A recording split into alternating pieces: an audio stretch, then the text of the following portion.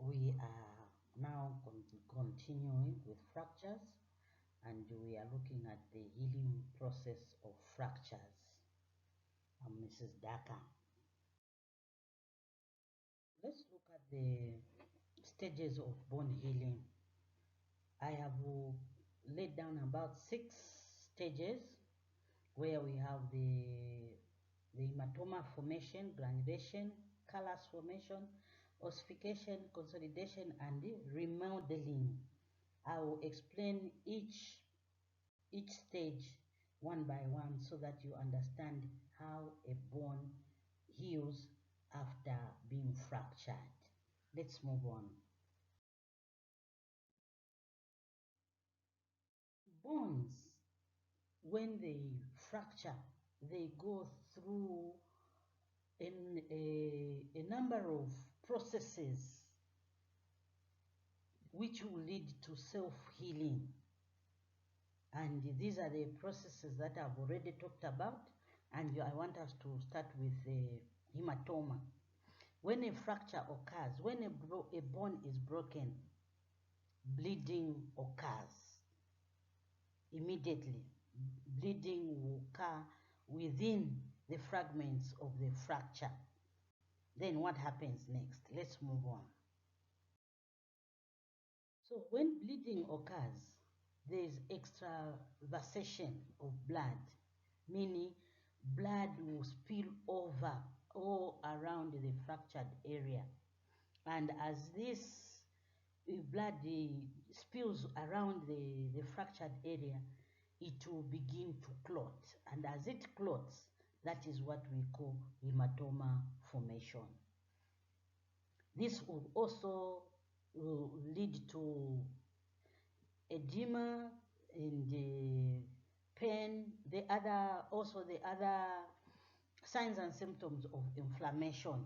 And this should occur within the first 72 hours after the injury. So this hematoma is going to form. Let's move on. After the hematoma has formed, we will now move on into the second stage of healing process, where there is phagocytosis.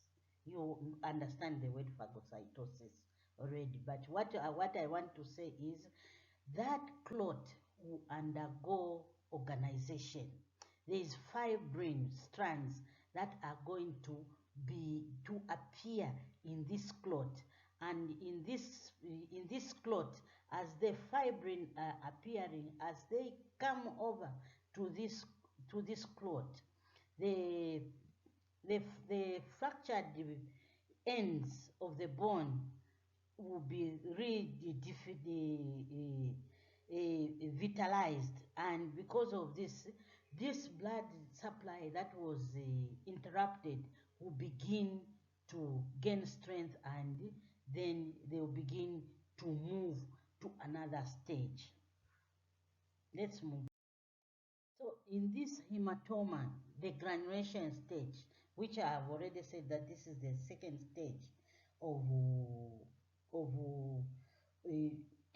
fracture healing, what will happen is this hematoma will bring in new blood vessels, will bring in fibroblasts and osteoblasts, and as these are being produced, they'll be done within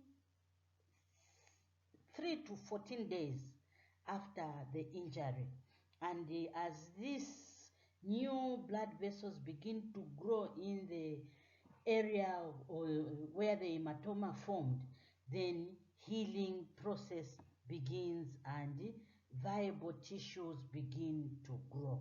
Let's move on to the next stage. In the third stage, after these blood vessels have grown in the hematoma, there is what we now call the callus formation, meaning minerals will be deposited into this in this hematoma. which will mean calcium, phosphorus, magnesium, and a new bone matrix, they will begin to come to this hematoma that was formed, and they'll be deposited there.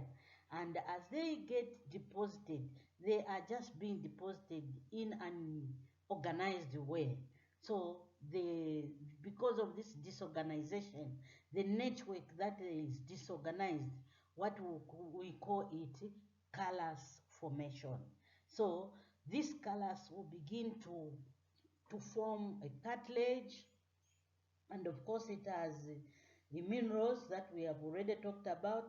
It has the osteoblasts, and as these come to appear, this will be now in the second week after the fracture. Let's move on. This callus formation will be formed in two ways.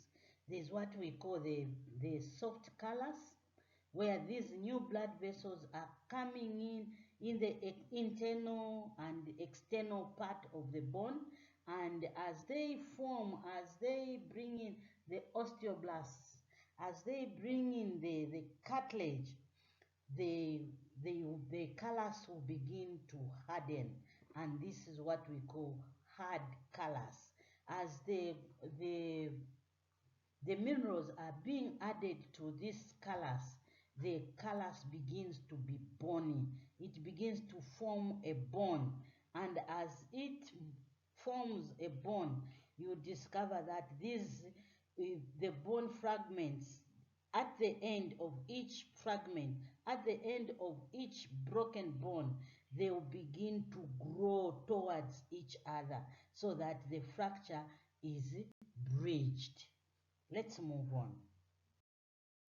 In the next stage of fracture healing, you discover that ossification also occurs, meaning that bone, that cartilage, those osteoblasts that were deposited, those minerals that were deposited, they will begin to solidify. And as they solidify, you discover that collagen fibrins begin to come into the area. And as they come into the area, they grow towards each other. From each end of the broken bone, they begin to unite slowly. They wove. It's like they intertwine so that the bone can begin to be formed. As you can see in the picture, you can see that the blood vessels begin to meet, and as they meet, they make the callus. The callus moves from the soft callus into a hard callus, and they move to to to harden, so to say. Let's move on to the next one. This ossification will happen about 3 weeks to 6 months after the fracture has occurred. And as the ossification occurs, it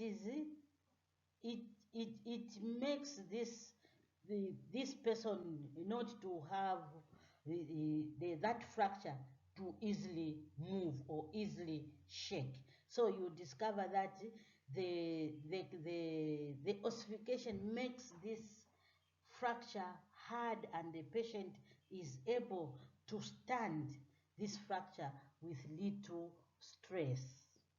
Let's move on. After the ossification has happened, the next stage that we have is the consolidation stage, where the bony callus begins to harden, to solidify, to become a solid bone as it was before the injury. So what will happen is the distance between the two fractures, between the fractured bones, begin to close up, and eventually they close completely.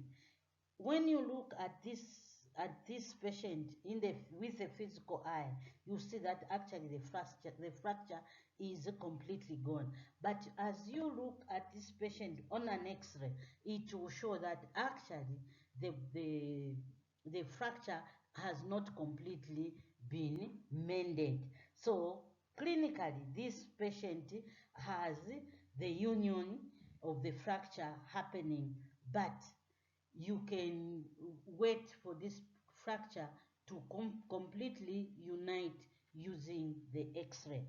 So if the patient was on a skeletal traction, this time you can move the pins and the fixation materials that you used to put the patient in a cast, and the patient will be able to move. Let's move on to the next stage. This is a picture, another picture that we are showing on the consolidation stage, where you can see how the bone moving from a callus, moving into ossification, and finally consolidating, becoming harder and harder as this these deposits continue to come to this part of the bone. Let's move on to the next stage. This is the last stage of bone healing, remodeling stage, where as the bone hardens, okay, we talked about the hematoma, the blood vessels, then they come over into this hematoma, then the minerals are deposited, then the cells, the osteoblasts come into the cells, and as these bone cells come in, they begin to consolidate, they begin to ossify, they begin to join each other, and they begin to harden. And as they harden, they were only hardening in a disorganized way. But as we reach to the remodeling stage, the bone begins now to get the shape. It is now being trimmed to be in the shape that it is expected to be.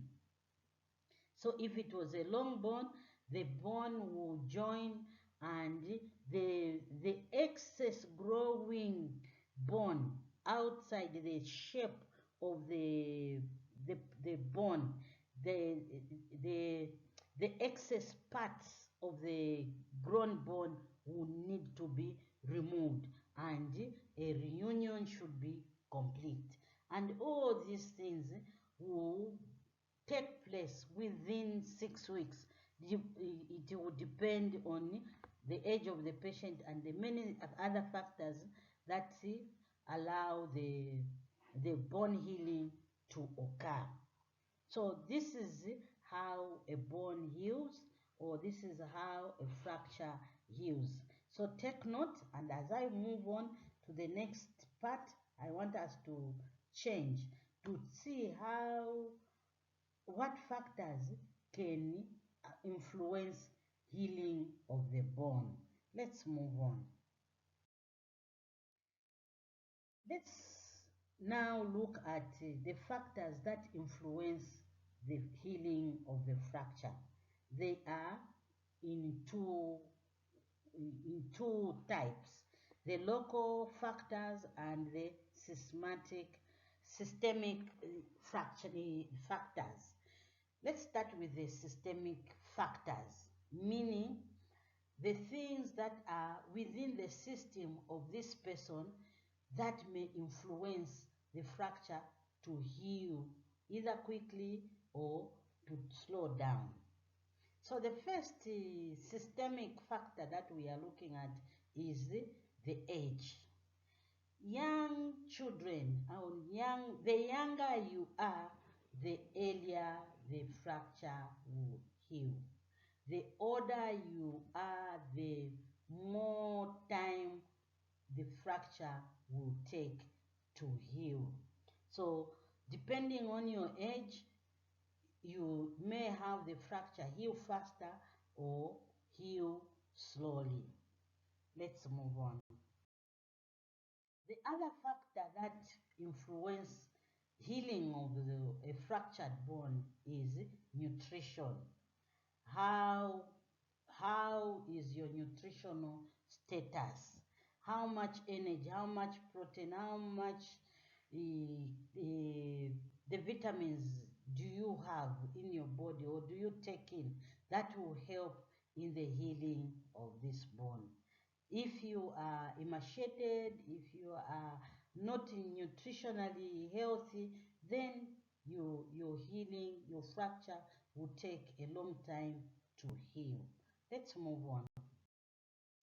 The other factor are systemic diseases. There are diseases that different people have that have an influence when they have a fracture of the bone. So, example is diabetes mellitus. If you have a disease like diabetes, your bone healing may take a little longer to heal because of the type of disease that you are having. If you are having a bone problem like osteoporosis, it means it will take longer also for your fracture to heal. If you have a disease where your immunity is compromised, then your bone healing will delay. The other factor that influence fracture healing is the hormones. The thyroid hormone, the growth hormones, the calcitonin, and other hormones that play a significant role in your bone healing. So the more these hormones are disturbed, the more it will take for your fracture to heal. Let's move on. We've finished with the systemic factors. We have now come to the local factors. What I mean by local factors is around that fractured bone, what is happening? If that fractured bone, where it is created or where it is found, how it has been broken, these have a role to play in the healing of your bone. So the type of bone is the first local factor that we are going to look at. Meaning, you know that there are different types of bones. Okay, the spongy bones heal faster than the compact bone. So depending on which bone has been fractured, if you have a spongy bone broken, healing will occur far much better than if a compact bone is broken. Let's move on.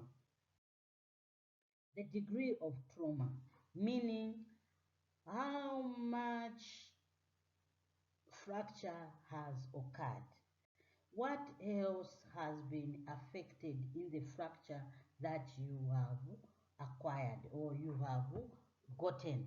Meaning, if you have the fracture, if you have the fracture where the soft tissues are involved, where the blood vessels are involved, when the nerves are involved, it means this fracture will take a longer period to heal compared to the person who has only gotten only the bone broken. So the degree of trauma, the degree of injury that you have incurred is going to determine whether your fracture will heal quickly or not. Let's move on. The other local factor is the degree of immobilization. Remember, we talked about closed reduction and open reduction. As long as the fracture is not reduced, as long as the fracture is not realigned to its normal anatomical position, healing is going to take a long time. If the fracture is not well immobilized, because the fracture is not supposed to be shaking, the fracture is not supposed to be moving, But as long as the movement continues to occur, it means the fracture will take a long time to heal, because there is repeated disruptions as the repair begins, as the hematoma forms and new blood vessels are being formed. The shaking, the movement disrupts that growth of blood vessels and that deposit of minerals and osteoblasts within the fractured area. So this will affect the healing, and it will take a long time for healing to occur. Let's move on to the next one. Vascular injury. Vascular injury. When there's inadequate blood supply, healing will be difficult to occur, because the blood supply to the fractured bone is what we need, because we need the nutrients, we need the blood supply to help in the growing of new blood vessels. We need the blood supply to bring in the osteoblasts, to bring in the minerals that we need for healing of the bone. So if the blood supply is impaired or is inadequate, it means the fracture healing will take a long time to heal. Let's move on. The other local factors are the separation of the bone ends. When the fractured bones are too much apart from each other, it will be very difficult for healing to occur quickly. That's why open reduction or closed reduction is important, so that these bones can be brought to each other as near as possible, so that healing can occur. So if inadequate reduction has taken place, or the traction has been put in such a way that the bone ends are too much apart, then it will take a long time for healing to occur. Let's move on. This is the last local factor that will affect healing of the bone: infection. Remember, as long as infection is present, healing is difficult to take place. And as long as infection is around, there is the bone finds it difficult to mobilize itself, so that the blood vessels and the nutrients and the minerals to come into this area, because they need first to fight the infection before healing can occur. Let's move on to the last part as we say bye. Thank you very much. This is the end of the lesson. Please read through. If you don't understand, go through the types of bones, go through the anatomy and physiology, so that you can understand this topic very well. So thank you very much. We've come to an end. God bless you and goodbye.